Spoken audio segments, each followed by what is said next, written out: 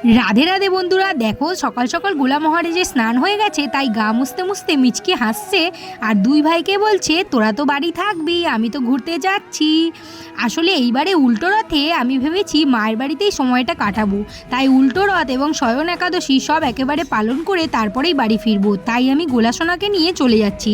এবার তোমরা অনেকেই ভাবতে পারো যে প্রতিবার কেন গোলাই আমাদের সাথে যায়। আসলে আমার মায়ের বাড়ির ঠাকুর ঘরটা অনেক ছোট, সেখানে এতগুলো গোপাল রাখার জায়গা হবে না। আমি তোমাদেরকে ভিডিওতে পরে মায়ের ঠাকুরঘরটা শেয়ার করব অবশ্যই, যেখানে তোমরা দেখতে পারবে গোপালের বসার জায়গাটা খুবই সামান্য, তাই জন্য সেখানে অসুবিধা হবে বলে শুধু গোলাকেই নিয়ে যাচ্ছি, কারণ গোলা তার ভাই লাল্লার সাথে দেখা করতে যাবে। কিন্তু বেরানোর সময় হয়ে গেল মুশকিল। গোপাল আর গপুকে টাটা করে বেরাতে গিয়েই দেখলাম বাইরে ঝিরঝিরে বৃষ্টি শুরু হয়ে গেছে।